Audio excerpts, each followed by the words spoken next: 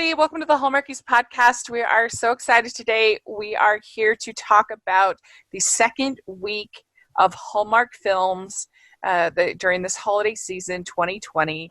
And I'm film critic Rachel Wagner, and Cammie's here. Hey, guys.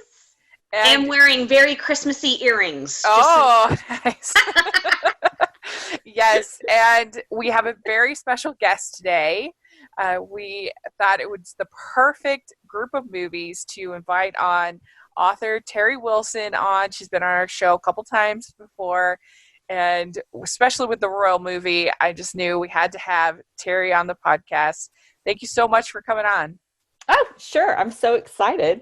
I wanted to tell a friend last weekend. I said, I'm watching Hallmark movies like it's my job. And I was like, well, technically it kind of is my job, sort of, for this weekend. Yeah. But, yeah, I'm excited. It's a different experience. I mean, it really is actually a different experience watching for the podcast versus just a casual viewing. Oh my gosh, it so is. Yeah. It really is. You're taking notes, and you just notice things in a different way than you would normally. Yeah, I think that's really true. Well, thank you so much for coming on, and let's talk a little bit about your new book, which is so exciting, from Hallmark Publishing, Christmas Charms. Oh, great. Thanks. Yeah. Yes, I have a new Christmas book this year that came out with Hallmark Publishing. It's been out right around a month, and it's called Christmas Charms. It sounds thoroughly charming. Oh, Yeah. thank you. Believe me, I have made all of the charm puns ever because, I have a new puppy, and I named her Charm after the book. Oh my goodness. Yeah. So I'm just like a charm pun machine this Christmas. Yeah. Well, at least that didn't fall flat with you then. Yeah, right. I appreciate the effort. Yes. Yeah. Oh, yeah. Deeper effort. Well, It was a good one. Why don't you tell us a little bit about your book? Okay. Yeah. It is one of the Hallmark Christmas stories that has kind of a little touch of magic in it, which I was really excited about because I've always wanted to write a book that had, kind of that Christmas magic feel to it. And I'd never done that before. So it's something I've been wanting to do for several years. So I was really excited to get the opportunity to write it. But Christmas Charms tells the story of a young woman named Ashley who has left her small town in upstate New York of Owl Lake. That's where she's from. And it's a fictitious, Adirondack town. And she has been living in New York City for the past several years, like chasing her dream of working at a really big, fancy, high-end jewelry store on Fifth Avenue in Manhattan. And she works in the charms department, helping people design, charm bracelets, pick out charms for their silver charm bracelets. And she designs her own jewelry on the side. And so that's kind of been her big city dream. And she's almost engaged to someone who works at the jewelry store alongside her. He works in a much fancier department of the jewelry store. And he is taking her to Paris for the Christmas holidays. And Tough life. I know, right? Well, it doesn't really pan out that way. But Right, of course. So, of course, the rumor mill, through the jewelry store is that her boyfriend has bought an engagement ring. So, of course, she thinks that he's going to propose the night before they go to Paris. But I don't want to give everything away. But that's not what happens.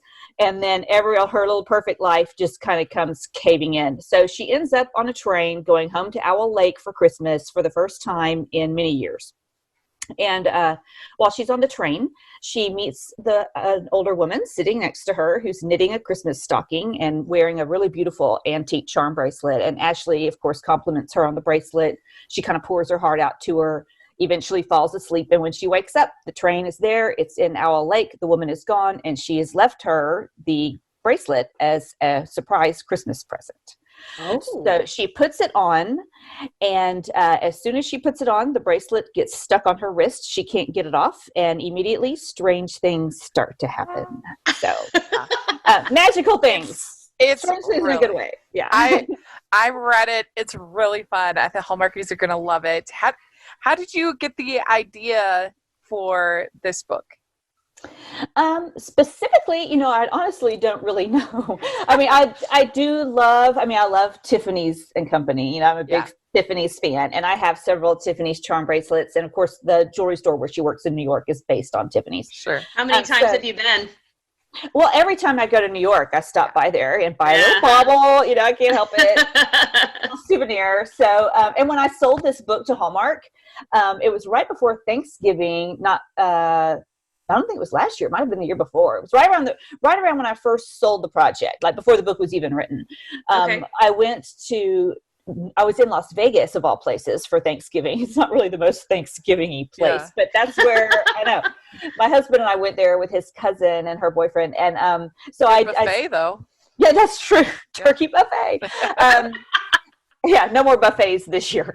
But I went to Tiffany's in Las Vegas and bought an all charm bracelet for myself as a little celebration gift. But it does have a little Las Vegas postcard charm on it. So I have the world's weirdest Christmas bracelet now. It's got like little Christmas charms and then this random Las Vegas charm. Oh my goodness. So I love charm bracelets in particular. It's my favorite type of jewelry. And so I was just trying, and like I said, I've been wanting to write something with a little dash of Christmas magic in it for a really long time. And that is where the original idea came from. I thought, wouldn't it be cool if someone had a Christmas charm bracelet and one by one, the charms on the bracelet started coming to life. And that was the original kernel of the idea. And then it just I built on it from there. But that was the basis of the idea. And of course, that's what happens. I mean, I'm not really giving much away because it starts right off the bat. But one by one, things in her real life start reflecting the different charms on the bracelet. Yeah. It's really cute. I'm excited for people to read it. We'll put a link in the description if people want to get the book and on Amazon, and they can check it out. And so congratulations. That's such an accomplishment. I admire writers so much. I have a quick question about it. Is there some kind of magic word, if you will? Is there some kind of trigger that sets these things off each time, or is it just the bracelet kind of exudes magic itself? No, well, every time one of the charms comes to life, the bracelet jingles. It makes a jingle sound. Okay. So, because there are certain, and like I said, I don't want to give too much away, but there are certain charms on the bracelet that she can't figure out like what they mean. And some of them she's really trying to force to happen in real life. Like there's a snowman, and she keeps thinking if she builds a snowman that it'll jingle and she'll move past that charm and she can get to the really good one, you know? And she's like making snowmen all throughout the book in random places in the town, and the bracelet will not jingle because it's not the right snowman. So that is the trigger. That's a good question. No one's asked me that before. It's a great question. Oh, thank you. She's probably getting some very strange looks all over town. She keeps building all these snowmen. And everyone in town is like, where are all these snowmen coming from? Right. I understand.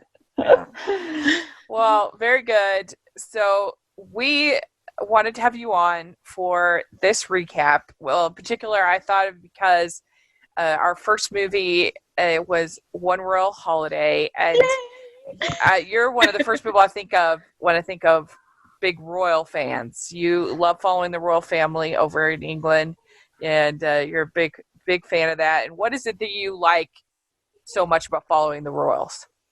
Yes, I am a huge royal fan. I just think it's really fun to follow them. And I do have a Hallmark royal project coming up next year, by the way. Oh, yay! About my dream project. I'm so happy about it. But yeah, I've always been a big fan of the royals. And I think, I'm going to show my age. It dates way back to when I was like 12 years old, when Princess Diana and Prince Charles first got engaged. And, she was so young at the time.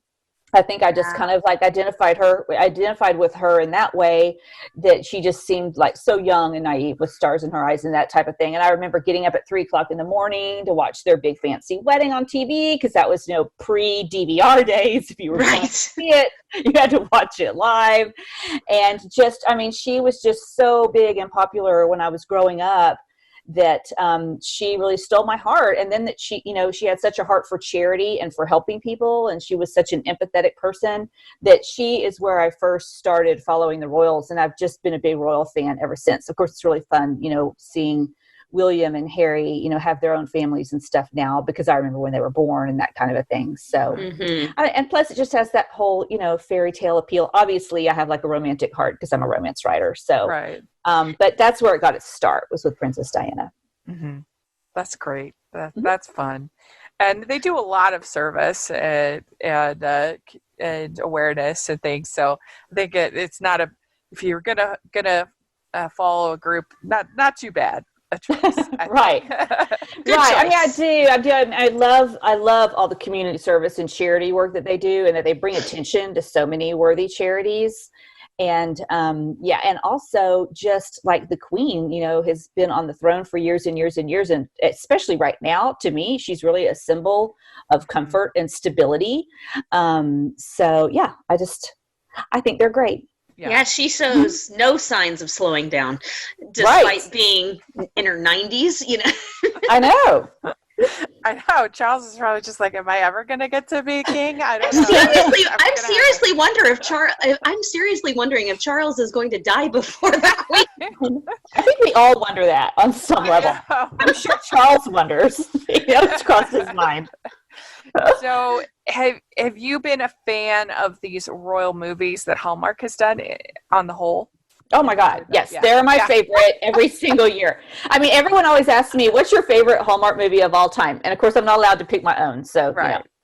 But my answer is always any royal one. I mean, those are all the royal ones are my favorites. I mean, some are, you know, some I like better than others, but I always look forward to the royal Christmas movie. That's always my ultimate year. I can't wait for it. Last year, they didn't even have a royal Christmas movie, which was a disappointment. So I was really excited that they were having one this year. And so, yeah, that Saturday night movie has been on my calendar for months.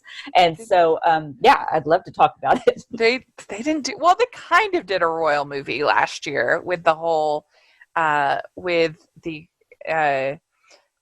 one with, was it last year? Maybe it was the year before, with Brittany Bristow and Merritt Patterson, where they were. Yeah, that was the year before. That was Christmas at the Palace. That was Christmas. Yeah, that was Christmas at the Palace, and I think that was 2018. Yeah, you're right. Yeah. You're right. Yeah, I guess. Yeah, maybe. I guess the closest. They didn't do it, huh? And then one year they did a New Year's one with Sam Page one year, but that wasn't last New Year's either. Yeah. So, but you're right. I think Christmas in the Palace was the most recent one, which I just watched that last week because it was on again. Either that was on my DVR, and I was preparing myself for Saturday night. That one's been really so many. I mean, especially 2018. There were. With the royal wedding being that year, there have been so many. I think maybe I got confused because of on Netflix there was Christmas Prince or something like that. Yeah, maybe very possible. There have been so many, and honestly, sometimes I have a bit of overkill with the royal movies, but there have been a lot that I have enjoyed. I really liked Once Upon a Prince. I thought that one was really good. I really enjoyed Royal Hearts. Neither of those are Christmas, but I like Royally Ever After. What you were saying about how you kind of get roiled out or whatever, because sometimes they do seem, you know, pretty similar. But that was one of the things I really liked about this one that was just on this past weekend, Once Upon a Royal Holiday, because so many of the royal movies, and this is one of the things that I think are fun about the royal movies. I mean, a lot of times they start out with the scenario where, you know, a girl is dating someone and then, oh my gosh, she finds out that he's a prince, and it's like the worst thing that's ever happened to her in her whole life. And I love that trope so much. I'm just like, it cracks me up every time. I just love it. And then she ends up going to his, you know, kingdom or principality, and it's a fish out of water story. You know, it's like the regular girl next door all of a sudden is in this palace. And what I really liked about the one this past weekend, Once Upon a Royal Holiday? I keep One Royal Holiday. Oh, one royal weekend. One royal holiday. Yeah, one royal holiday. One Royal Holiday. Yes, I was getting it confused with the name of my upcoming book, which is why I was like, oh dear. One Royal Holiday. The thing I really liked about it was that same fun fish out of water take, except it was totally flipped on its head because the prince was the one who was the fish out of water. Yeah. He was in the town.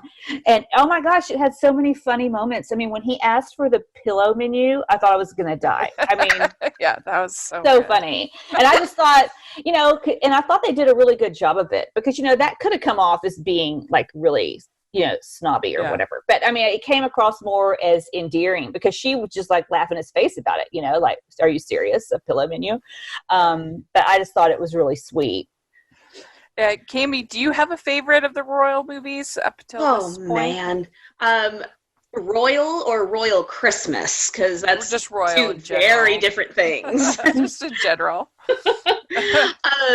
Well, I do love A Royal Christmas with Lacey Chabert, and that's the fish out of water in his kingdom, and then Crown for Christmas. That's one of my favorites. Oh my gosh. I absolutely love Crown for Christmas. Every single time he says, "You had me at sewing kit," I just die. I absolutely die, and I just break out into my it's one of my favorites.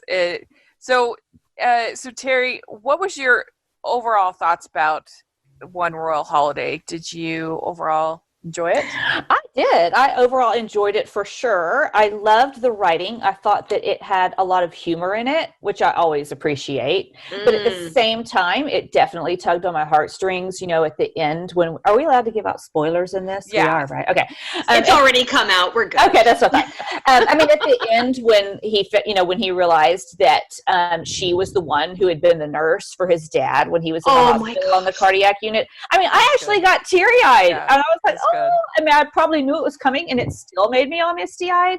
And so I really liked that it was funny and heartfelt at the same time, because that's a tricky balance. Yeah. And that's one of the things I really liked best about that movie. And of course, I loved all the little nods to Cinderella, especially with the slippers at the end. Well, and that was especially nice because Laura Osnes and Victoria Clark played Cinderella and the fairy godmother, right? On Cinderella on Broadway. So that was a really fun little kind of all the little connections, and it's so cool to have Laura Osnes in a princess movie because she does the Broadway princess parties. Right, where she performs all the Disney princess songs and things, and so it's just so close to that. And this stars Laura Osnes, Erin Tveit, Victoria Clark, Crystal Joy Brown. It's got a great cast, and it is written by Julie Sherman Wolfe. And I think that that's the key to what you were saying about it being funny, but it also having sweet moments. And I think that there's probably not another writer in the Hallmark group of talent that does that so well, as far as bringing in the funny and still making a really sweet movie. I love Julie. I think she's so great, and I think she did a really good job with this. And I thought that it had just a lot of really fun moments. Like, I loved when they were eating snacks and talking about the pajama party, the whole idea of the pajama ball. Oh my gosh, so that's cute. Brilliant. Yeah, I don't know where really Julie came up with that, but that is brilliant. And I kind of wish that they would have gone through with it. I know. But when she's all like, what kind of judging him for his robe and that whole thing. I thought that whole scene was so fun. It was adorable. It was so cute.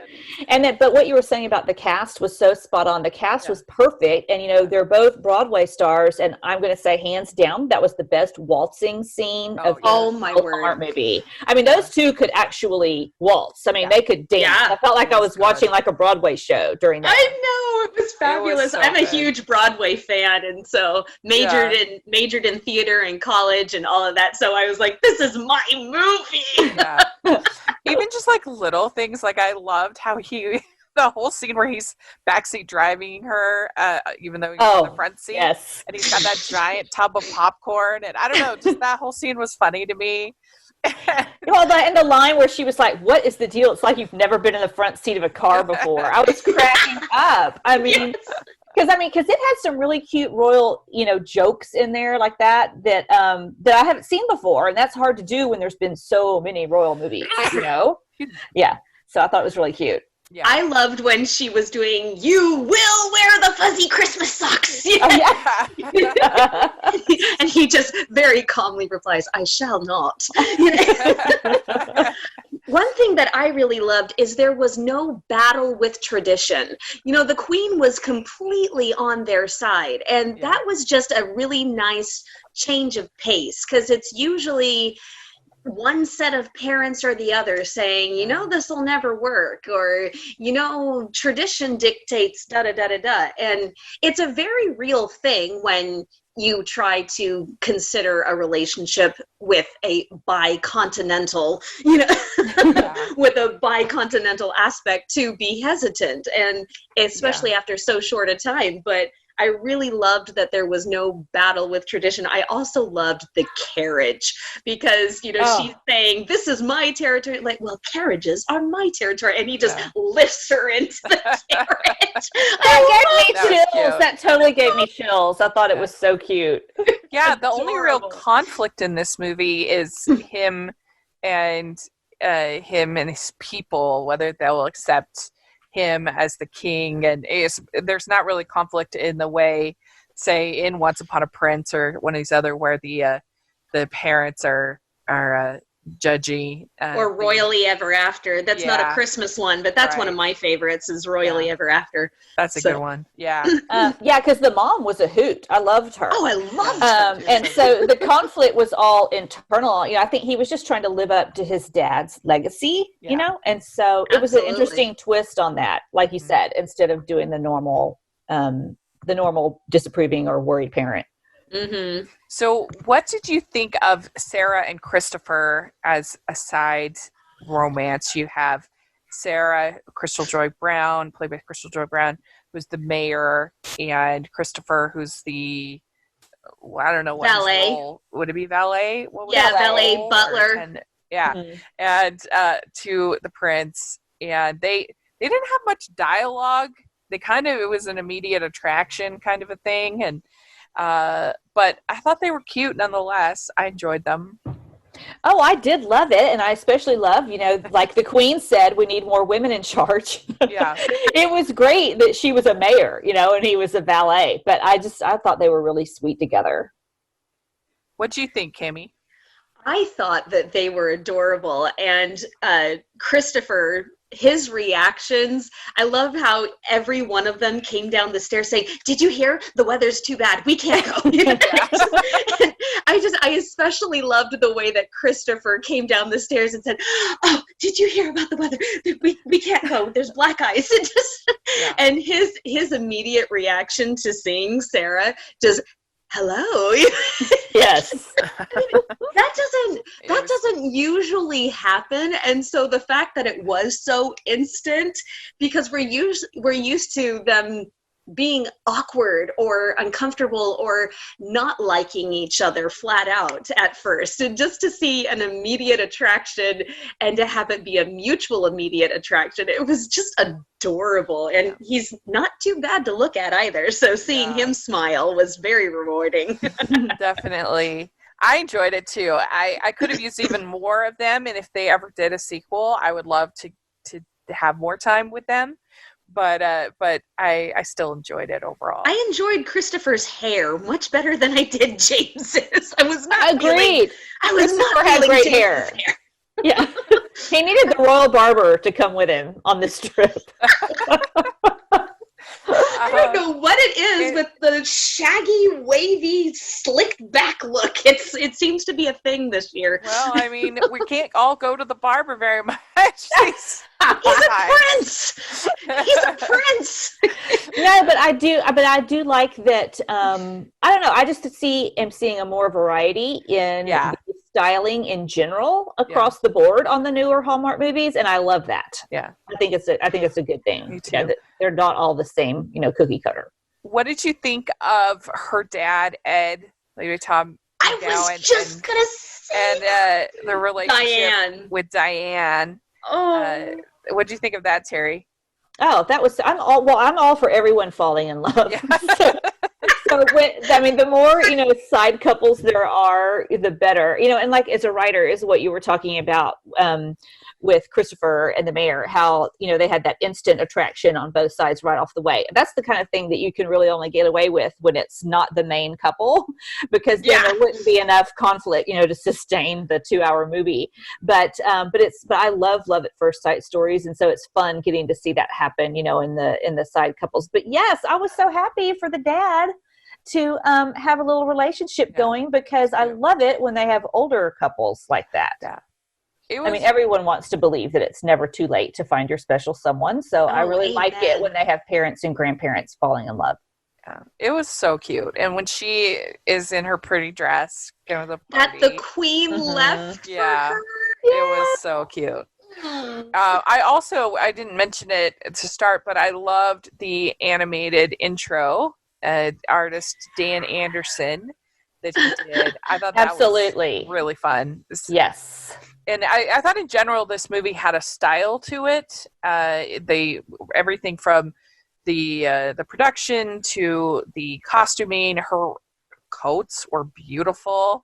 Mm-hmm. And they did such a good job with snow coverage in this movie. You would never believe that it was shot in the summer. I thought they did a great job on this one. Yeah, I was very, very impressed with the snow, and even the lighting.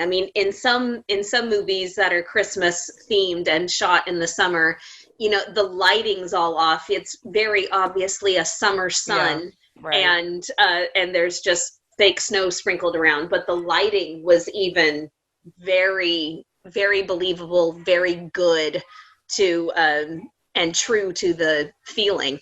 Yeah. And the animated intro that you mentioned really kind of set it off right at the get-go as a romantic comedy. It really gave you that rom-com feeling right from the very start with that. And so I thought that was the perfect way to open this particular movie. I agree. Yeah, and they had a nice essential worker tribute. Just in her character. Yes. And also, the talking about the care of his dad, and just in general, I thought that was really nice.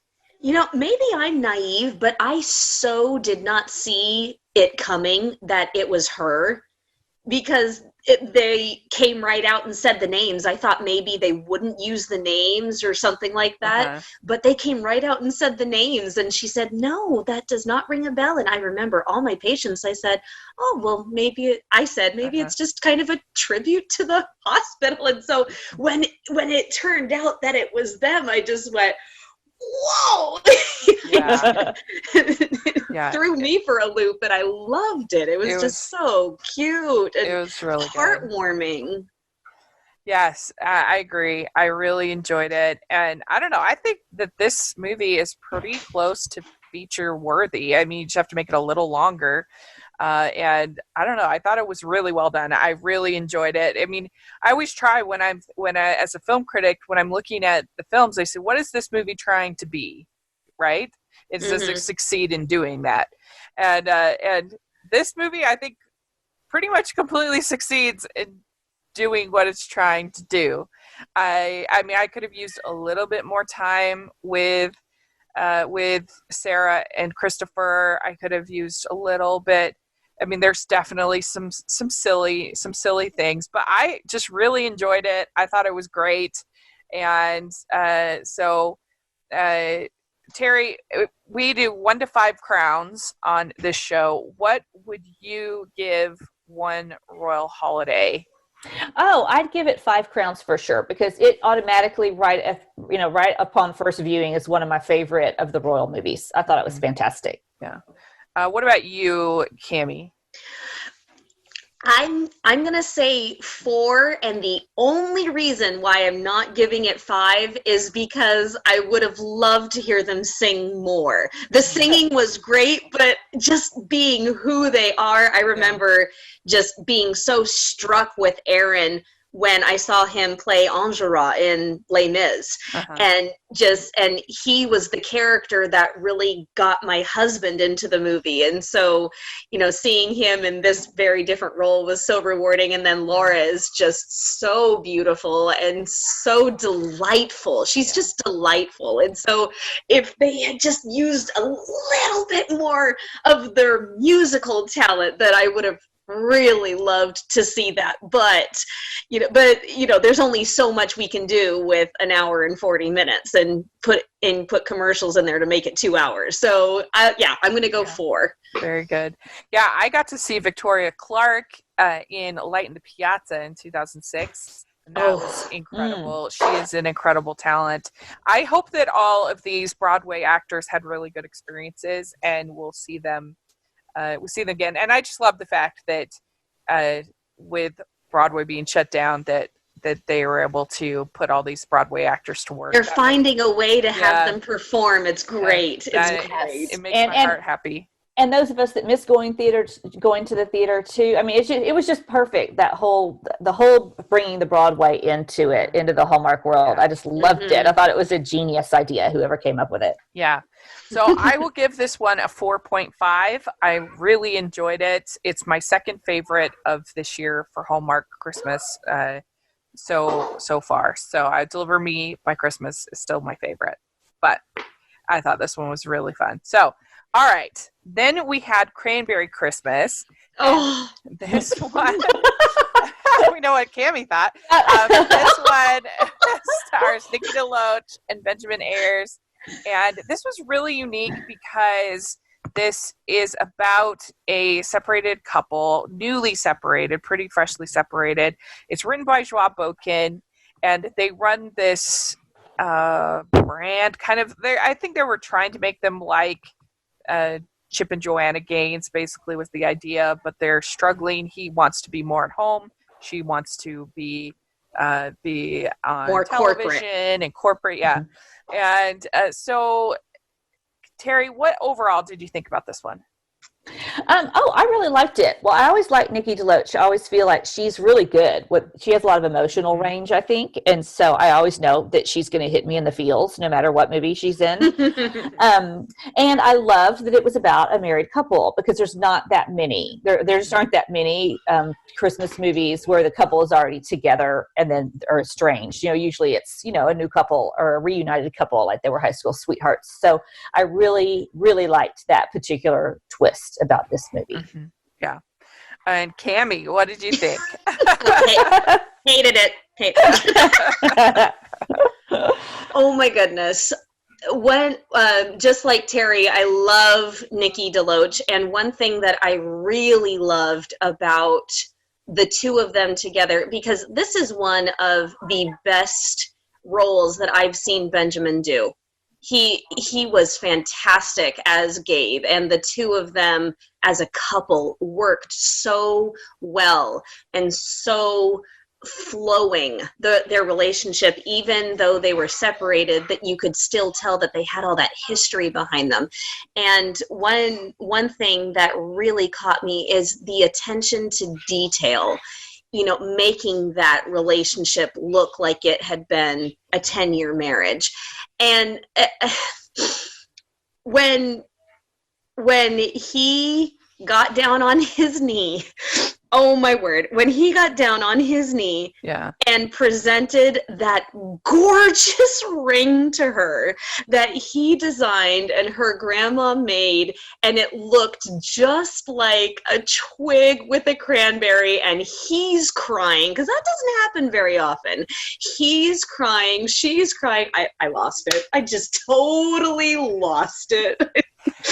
Yeah, that was the perfect moment. Oh my god, it really was. I was like, my eyes almost fell out of my head when I saw the ring. I was like, oh my god. Yes, I was expecting a pretty diamond or something like that, and then it's a cranberry with a twig. Oh my goodness. I turned into such a blubbering little girl. Yeah, I all of this stuff between the two of them, I think, really worked in this movie, and that was the important part. That's the part that they had to get for it to work. And Joie Boken is one of my favorite Hallmark writers. She does such a good job, I think, particularly with the relationship back and forth with that banter, and she the mistletoe banter. Yeah. Oh my Yes. God. How she stops him from kissing her and like, I'm still looking for that mistletoe. And you're like, right, I should have hung it up there. You know? And I liked the whole dynamic of whose dreams, who gets to be the dreamer. Oh my gosh. Yes. I think that I mean, I'm not married, so what do I know as far as that, but I think that is probably the hard thing about especially a creative couple that's, you know, that has these creative enterprises, that who has to sacrifice what for the marriage and making that combined dream, because it does require sacrifice. Otherwise it's not marriage if you're just doing it, you know, only one person's doing one thing and the other person's doing the other thing, and you know, like, you need to work together. And so all of that dynamic I thought worked really, really well. And the sort of the idea of, well, we have to make it our dream, and instead of, you know, it's your turn, my turn, kind of a dynamic I thought was really effective. The Right. the emphasis on sacrifice. Just, I'm not going to let you sacrifice. Well, that's what marriage is about, is sacrificing to help each other grow. And I loved the emphasis on sacrifice. I thought that it was a very good and perfect theme. Yeah. For sure, but also the way that it ended up, you know, that neither one of them really had to, I mean, they both were happy. You know what I'm saying? Yes. One of them didn't have to like totally just give in or cave. You know, they both ended up with a version of their dream that would make them completely happy, but it just worked out that they could do it together, which was, oh yeah, it was so good. That was brilliant, because I was seriously wondering, okay, how are they going to make this work? Who's going to move where? Right. And how's it going to play out? And then when he said that he pitched Pamela the idea to to create a different TV show on the land, I said, oh my gosh, you're a brilliant man, Gabe. Yeah, the only major problem with this movie for me was just anytime I tried to think about the actual TV part of this movie, it doesn't make any sense. First of all, they're supposedly shooting these segments, but they don't have any lighting or sound equipment or production or directors or anything. That's it's very raw footage. Yes. That's not the way it works. And then who is editing these segments? How are they getting on the air? What is happening? Why is she there? Then what is Pamela doing? And that, and it's just not the way that television works. That we're just we're just gonna do this whole new segment for these things are planned and done literally probably a year in advance, sometimes more, maybe more. So all of that was ridiculous. And it was funny because I was tweeting, I was kind of making some jokes about it, like what is happening, and when I was live tweeting, and the writer Joie Boken, who we had on our show a bunch of times, we love her. She was like, yeah, try not to focus on that part. I was like, yeah, you're right. I'll try that.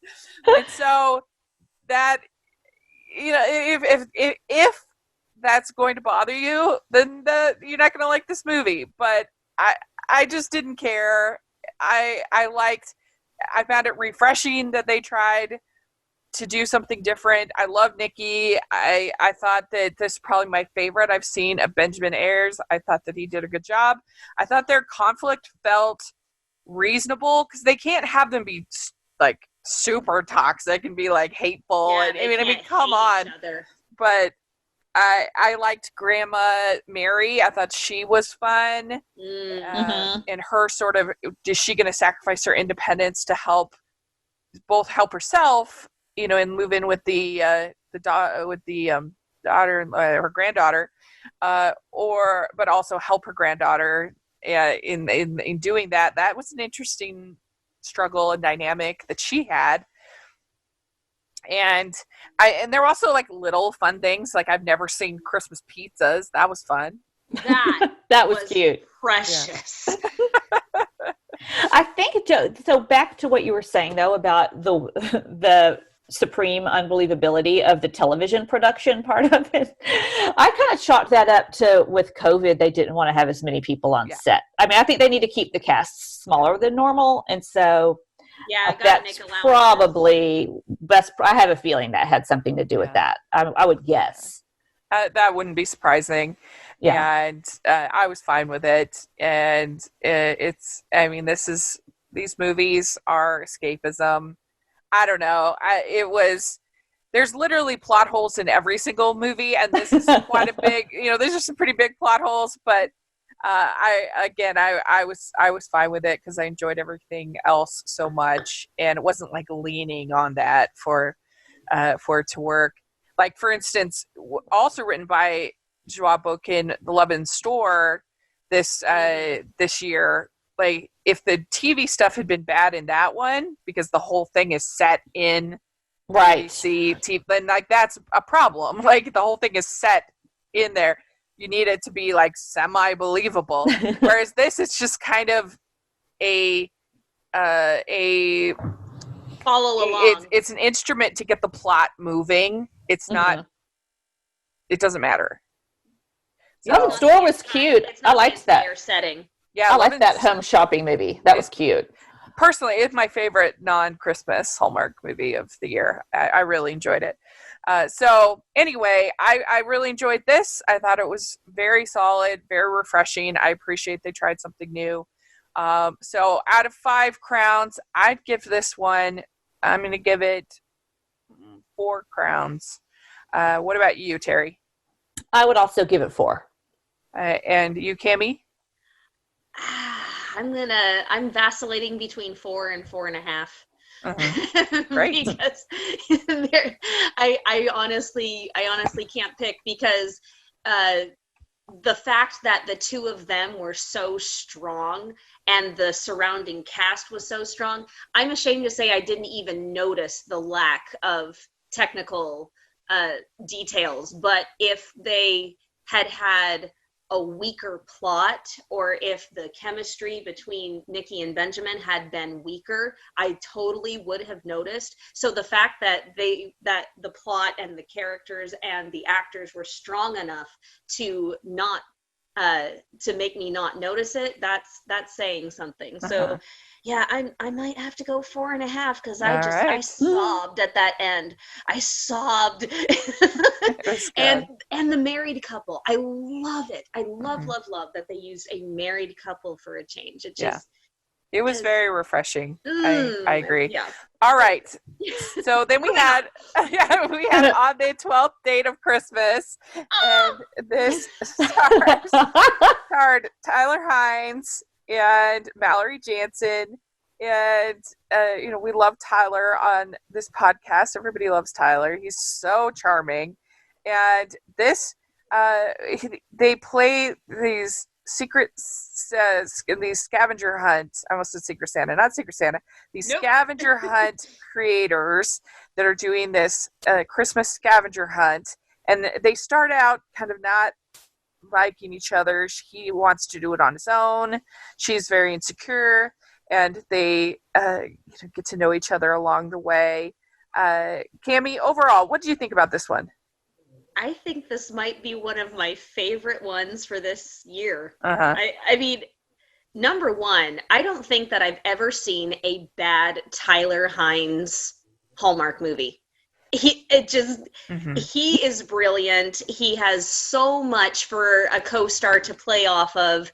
She was fabulous. I've never seen her before, and I will be completely frank, a lot of times when an actor or an actress is brand new to Hallmark, they haven't quite gotten the vibe yet, and so they seem out of place, and I don't enjoy the movie as much. She was fabulous, and she played off of him right there. She was right there with him, and she covered her accent exceptionally, which is something that I scrutinize. I didn't even know. I didn't know until you said that she has an accent. Yeah. What kind of accent? I didn't know either. I believe that she's Australian. Let me verify. Yep, she's Australian. And she covered it so beautifully. And like I said, I'm a big stickler for that. So yeah, that makes me even more impressed because like Christmas at the Plaza last year. Oh boy, let's not get her going. Yeah. So that makes me even more impressed with her performance. I honestly didn't know that till you said that. Yeah, this film I thought was really sweet. I really enjoyed it. I don't know if creating scavenger like this whole career thing, I didn't know was a thing. I'm like the chief creative game maker, whatever. I'm like, I need to have that job. That sounds like the best job. Well, I think it was kind of sprung off of online gaming and things like that. Yeah. You know, It was like a tech company. video games, online gaming. Yeah, this is just a Christmas project. You know? Yes. Like I need that job. That sounds the best. It sounds fun. But yeah, I really enjoyed it. I thought it was super charming, and I liked the whole heart behind it, where she is so insecure and kind of not confident with who she is, and she grows to get that confidence through the story, and I think that's what you like to see. And yeah, I mean, I agree with you, Tyler. He is just so charming. I think he does sort of the smolder better than almost anybody else in Hallmark movies. Just that lingering look across the room, and when he's looking, it's so good. And he was a little more unlikable. He was a little more unlikable in this. Oh my gosh, he was such a punk. He typically is, and I loved that though. Yeah. Yeah, but he was such a punk. I mean, it was like I feel like I'm butting in because you haven't asked my thoughts. No. Because it was, the trope that everyone in romance writing calls grumpy sunshine, where the hero is like, grumpy, and the heroine is like over the top, perky, sunshiny personality, as evidenced by her amazing office. Which oh my gosh, I died every time they showed her office. It was so over the top. I mean, and the look that he would get on his face every time he walked in there. He looked frightened. It cracked me up so bad. But, that trope always works because, eventually the sunshine finds out that the grumpy one really has a heart of gold, underneath that rough exterior, which was the case with Tyler's character. Mm-hmm. I loved him in that grumpy type role because I also love Tyler. But, I thought that it worked perfectly. And but he's usually not like that. But I thought he pulled it off really great. He did. Yeah, I mean, I am not a big fan of like the manic pixie dream girl, where it's like the woman's job to like cheer up the male character and get him to believe or what. I'm not a fan of that in general. Usually, I don't like it, but I wouldn't say that was her character here because no, I don't think so. Because she was so insecure that she needed the lifting too. Like it was a double part. Like they couldn't, I don't know. It wasn't just her there to like inspire the male character, which I don't like that very often. I mean, and I think a lot of times in the more traditional manic pixie dream girl type stories, everything is about him. She doesn't really have her own goals. And she definitely had her own goals. Yeah, definitely. She was a well-rounded character. Right. I agree. And I don't know, it was just fun. It really was. Them going to each of the clues and coming up with the different clues was fun. And they were so good. Yeah. The ideas of just, where did you guys come up with these things? I was like, I want to do this scavenger hunt. It looked fun to use the word. And I thought all the side characters were enjoyable. I liked her roommate Carly. She was hilarious. She was freaking Oh, out. Carla. Yeah, she was really funny, I thought. And hysterical. Yeah, I liked their boss. Alistair. Oh my gosh, he was so young. I was like, he's your boss? Okay. Yeah, especially that's because it's tech. Everyone. I know. Tech. Yeah. But especially with such a grand name like Alistair. Yeah, I expected a fine suited man in his 60s, and then I'm like, wait a minute, we're in the video game world. Of course it's a young guy, but he's younger than Tyler. Yeah. I mean, I wish that we had a little bit more time for his character to kind of make the switch over. He does kind of make the switch fairly. He goes from being kind of this grumpy goose to being more interested in her and kind of changing pretty quickly. I felt like an ad break, and but here's this new guy. But I was fine. I was fine with it. I loved the ending. The idea they end up both getting the promotions. It's just really great for a Christmas movie. And can I just say I called that? Totally called that. Yeah, it was nice. Also, when he's holding her purse, that was hilarious. Oh, yeah. I liked that he thought he was getting the promotion, but wanted to put her up for it instead. Yeah. I loved that because I thought she did deserve the promotion for that particular position more than he did. Yeah. So that was a nice moment. But then they ended up both getting promotions, of course, was great. I'm pretty sure that what happened during that commercial break was his heart grew 5 sizes. Yeah. That explains the fast transition. Well, and his sister was funny too. I liked her. She was precious. Good. And the whole thing with that house, with his house, and so he had like compelling motivations. He wasn't just like a man of business. He had reasons. Right. I thought that was good. I liked Grandma Sue. She was fun. Yeah, you can only get so far on I want to thrive for my business. You know, the fact that he had a motivation behind it was it made him more human, which is something that Tyler is so good at. Yeah. Just making his characters really attainable and making them believable, and just he's so good at casualness. He has the same kind of style, I think, as Robert Downey Jr. He can pull off the casual ad lib to make him appear so normal. It's kind of a casual sarcasm, and he just does it so well. Like when he said to the snowman in her office, "Excuse me, pal." I'm like, that was fabulous. Yeah, I enjoyed that too. And yeah, I think that's a good comparison. I like that, Robert Downey Jr. I think that makes a lot of sense. And that's who he reminds me of in his style. So. Yeah. So out of 5 crowns, Cammie, what would you give on the 12th date of Christmas? Gosh. I'm probably gonna have to go with 5 because other than all the stuff that I've already said, she was so me. I mean, I've never tried to make it in the corporate world, but I have a recipe that is a family recipe called Meltaways, and they are a Christmas cookie.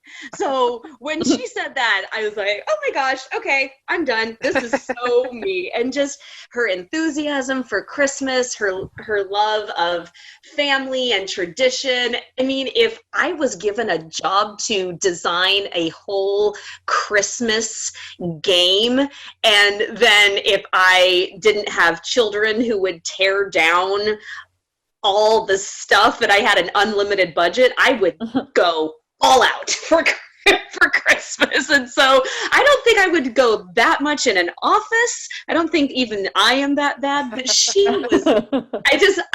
she spoke to me. That character of Jennifer just totally spoke to me. So long answer, but I'm probably going to have to go with 5. Yeah. Great. And what would you say, Teri? I'd say 4.5. I loved it. I liked all the movies this weekend. I thought they were all outstanding. So yes, I would give it a 4.5. I would maybe give it 4.75 just based on her office. I'm going to give it an extra quarter of a point. Very good. Yeah, I agree with you. I would also give it a 4.5. I've actually liked every single movie Hallmark has put out so far this year. I don't think they've had a true terrible movie yet. So way to go. Yeah, I have this right now in my Christmas movie ranking. I have it at number 3. I have One Royal Holiday at 2, like I said, and Cranberry Christmas I have at 5. So all very high, very high. See, okay. I have not watched Deliver by Christmas yet. I haven't either. It's on my DVR. It's there. Yes, yeah. Yes. Terry and I about it. Terry and I both have it DVR'd. It's coming. It's coming. It got the 5 crowns for me, which is very rare. That is very rare. And I absolutely adored it. Okay. Last movie of this group is Holly and Ivy, and this movie in the promos, the trailers, I was expecting this to be a real tearjerker. To be honest, I was a little nervous. I felt like it could be a tearjerker in a bad kind of a way, where it's too emotionally manipulative, like trying too hard to make you cry, trying too hard to I don't know, to do that, which can be kind of a turnoff to me. And sometimes Hallmark has done that in the past. It's been a while since they've moved away from some of that outright emotion. But I don't know, I'm not like a huge fan of like Nicholas Sparks and some of those kinds of romantic stories where people get cancer, and I don't know, not my favorite. But I have to say, with this movie overall, I thought it was very charming, and it was not as much of a tearjerker as I thought it was going to be. But yet it still had that emotion, and it actually, I think, was the better for not being too, we're working really hard to make you cry kind of a thing. I don't know. What did you think of this one, Terry? Overall? I totally agree, because I was really nervous when I saw the previews as well.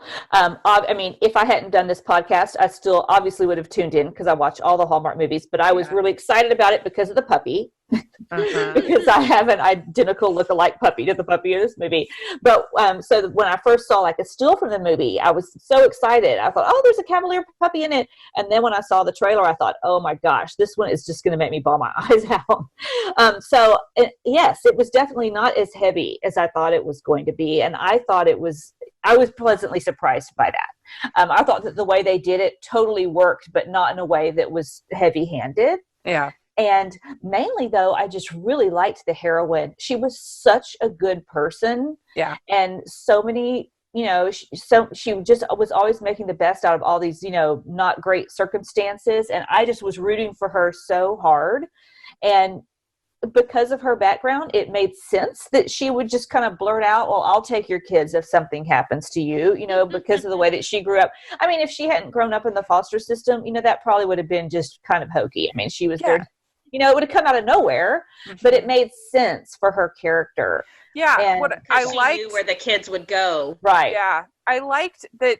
Yes, she had that immediate response of "I'm going to do this," but then she had the struggle, and the Once Upon a Christmas Miracle. I enjoyed that film, but the one thing I didn't love about it is I felt like there should have been a tiny bit of struggle on his part. Like he was a little manic pixie dream guy to me. Yeah. In that he was just perfect. Like he never had any struggle. He never had any, should I do this? And I think it would have made the movie a little bit better if he'd had a little more struggle. And in this, I appreciated the fact that she did have a little struggle. She did, what's she going to do? She wants to do the right thing. She had that immediate guttural response of, well, I'm not going to allow that to happen. And then she had the second response of, whoa, I'm just agreeing to raise 2 children. Like that made it What did I way just more. do? Yeah, Right. I mean, it was almost like she wanted to clamp her hand over her mouth, after she said it. And I did appreciate that Hallmark in the movie made it clear that, making that kind of commitment is a big commitment, and that there are definite hoops that you have to jump through to make it happen. It can't just be tied up in a nice little bow. Right. You can't just say, oh, I'll take them. And next thing someone drops dead and you have their kids. I mean, the way that they did it, I thought was really responsible and realistic, but also really tugged at the heartstrings and just made it a really good movie. And of course, everyone coming together to help her fix her house up and everything. Because I was like, how is this house going to be whipped up in shape in 5 days? I don't see it happening. But it was so heartwarming. And I thought the whole, because this movie was almost equally his movie as her movie, like right, which is really nice. Yeah. Mm-hmm. It's not something you see very often, and so for the fact that it was almost as much his movie as hers, it's really sweet to see. Yeah. Well, and I just loved the whole plot with him and his parents. It kind of reminded me of While You Were Sleeping, which is a movie I love, because he wants to be a furniture maker in While You Were Sleeping. Right. And I absolutely love in While You Were Sleeping the conversation between him and his dad is saying, those moments when everyone is happy and everyone is, and I just love it. Like, Dad, everything's good. Yeah, he's like, Dad, this is not one of those moments. Not that minute. That always makes me laugh. I love it. And I felt that was kind of similar. And there was when he comes in, the dad comes in, and they're making the toys and other things like that at the end, and I thought, oh, he's just going to be irredeemable at this point. He's going to be like super angry or whatever. And then the way that they handled that scene, I was like, oh, okay, good. Now I was like, I don't know. I just thought I was expecting it to be some conflict, and then it ended to be kind of cringy. And then it wasn't, and I really enjoyed it. And dodged that bullet. Yeah. And the whole thing with the van, the parents giving her the van, that was so sweet. Oh my like, I do kind of wonder if in the days of Kindle, are bookmobiles a thing still? Like, is that a thing? Sure. Still do? I hope so. I mean, I liked that. And I loved that, and I read those Trixie Belden books when I was a kid. They were my very favorites. And so I loved Trixie Belden getting a nod there, because everyone always talks about Nancy Drew. I was like, oh, Trixie Belden got her moment on Hallmark Ministries. Yeah. Oh, that spoke to you. Yes. Yeah. Well, and the whole thing with reading and her bonding with the little girl with, I think it was Holly, that bonding with her over breeding was really sweet, and her trying to get a job at the library, which I really appreciated, that it wasn't easy. She had to keep pushing and pushing and pushing, and the fact that like both of them end up taking sort of the corporate job, just they make that compromise, and then but they have a plan of how they're going to end up with the dream, at the end. Like, it's just a temporary thing, which is so realistic. That's what we all have to do. We as we're trying to, like, I have a corporate job because I'm not a full-time podcaster, right now. I have other things that I have to do, which maybe aren't the most like glamorous in my dreams, but they pay the bills, and then I have, so that I can pursue my dreams. That's reality. That's what people do. Mm-hmm. And so I appreciated that as well for both of them, that he's going to design be the designer. She's going to be the data manager until everything is, set and they're good to go. I like that too, that the movie had some realism to it. Yeah, it just was such a pleasant surprise for me, because it was not what I expected at all. I mean, maybe I hadn't paid attention to the trailer as much, or maybe, I don't know, I made a bunch of assumptions. I thought the two grown women were going to be named Holly and Ivy. That's what I thought too. I thought that they were Holly and Ivy, and I thought that they had been childhood friends that had grown up their whole life, and that one of them was going to die and the other one was going to take their kids. I thought it was going to be like beaches, I guess. Like, oh yeah, I thought they were going to be that. sisters. Well, I thought it was going to be like that, and that they were. So I was just okay right off the get go. I thought, okay, I've got this movie completely wrong, but I loved it. I loved it. I thought it was great. Yeah, and even scenes like when they go sledding, I thought was so well done. I mean, that reason why you don't see a lot of sledding scenes is you have to make a whole mountain of snow. That's hard. And they did a really good job. I mean, that's why they like to do skating scenes, is because you can do them easily in the summer. And you can fake them. Yeah, you can do it in the summer, whereas it's harder to do, sledding in the summer. But they did a good job. And I really liked the whole theme of the elves that she got when she was with her foster family, that she had fond memories of, and then for Nina to give her an elf. That's the only part that actually made me cry, but I mean that as a compliment. That the movie did a good job balancing tone, and that moment really meant something. It earned its cry, and I thought that was such a sweet moment when she gets that elf from Nina. That was very sweet, for sure. Yeah. Y'all keep talking about the snow, and I guess I don't notice the snow unless it's bad snow. Yeah. You know what I'm saying? And I didn't notice any of the snow in any of the 4 movies this weekend. But other times I definitely do notice the snow. And so, yeah, I guess it was all it did its job. Yes. It's my... I don't know why I notice it more than other people, but it's when I always have my eye out for it. Maybe it's the film critic in me that it's because you live in Utah. Yeah, maybe that too. I'm like, how did they do that in August? It looks so good. It's very impressive.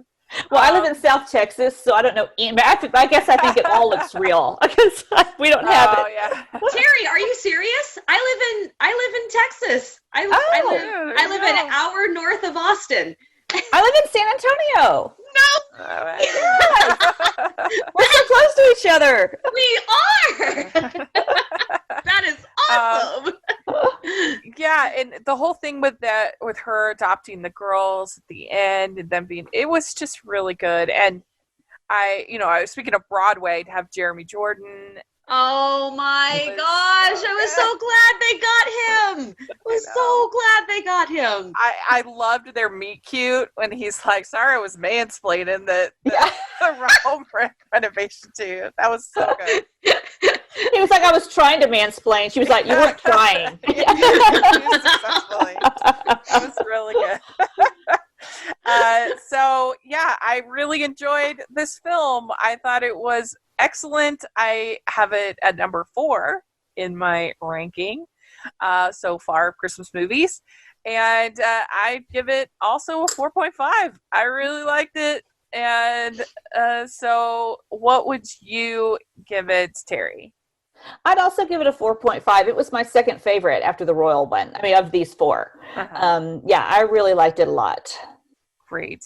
And I don't know, Cammie, do you want to give it a rating or? Yeah. Okay. I'd probably go with the two of you, 4.5. The cast. I was a really big fan of the cast. It is so strong. I saw Marisol Nichols, who plays Nina, years ago on a TV movie, and I just thought that she was so beautiful and so bright and happy and just had a presence about her. Yeah. And Jeremy Jordan, I am so glad that they got him. And I'm also a huge fan of Anne Sward, who played Patricia.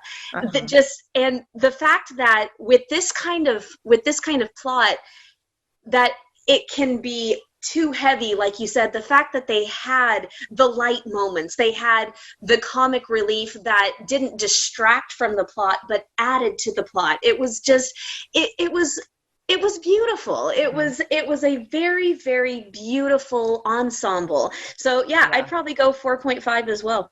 And welcome to the family, Janelle Parrish. She did a wonderful job. I'm telling you. Yes, she did. Way to go. Good girl. Forgot to mention that. Good girl. Yeah. And I can pretty much guarantee we will have an On Friendship episode on this movie. It is perfect for that. So if you don't, that would be crazy. Lisa will love this movie, and we'll definitely be covering it even more coming up. I can guarantee you that. So there we go. That is the 4 movies for this week. I think it was a very strong weekend. I think Hallmark is crushing it in 2020, which makes me very, very happy. And Teri, thank you so much for coming on and talking about these movies. I really appreciate it. And we're so excited about your book, and congratulations on your book and all that you do. Oh my gosh, thanks so much. Thanks for having me. I love doing this kind of thing. So fun. How can people find you on social media, all that fun stuff? Okie doke. Well, my website is teriwilson.net, and it's spelled TERIWILSON.net, and it has links to all my socials. I'm Teri Wilson Author on Facebook. I'm Teri Wilson Author on Instagram. I'm also Teri Wilson Author on Twitter, except there's no O in the word author because that was too many characters. But you can find links to all that on teriwilson.net. Great. And Cami, where can people find you? You can find me on Instagram and Twitter at Cami Drama Girl. Cami is spelled Kami, just like Teri with an I. And you can find me on Facebook, the Hooked Hardy Facebook page, and my blog is hookedhardy.com. You can also find me on Deliver Me a Podcast and Hardy's Hotline as well, which is under the Hallmarkies podcast umbrella. Great. And you can find me at Rachel's Reviews, all over social media, iTunes, YouTube, and on Rotten Tomatoes. So check that out, and make sure you're following the podcast at Hallmarkies Pod and Hallmarkies Podcast all over social media. And if you're listening on iTunes, please leave your ratings and reviews. It helps us so much to be able to reach more people. And if you are listening on YouTube, please give this video a thumbs up and subscribe to the channel. We sure appreciate that. We also have our Patreon group, which we have Patreon watch-alongs where you can watch with one of the creators, and they're fun behind-the-scenes details. And this month we have Leslie Desmeandres and Kevin Duda for 2 Turtle Doves that are coming, and it's going to be great. So if you're interested, check out the Patreon. We also have our merch store, which has tons of fun, festive designs. So make sure to check that out. And thanks so much, ladies. I really appreciate it. And Merry Christmas, everyone. Merry Christmas. Merry Christmas.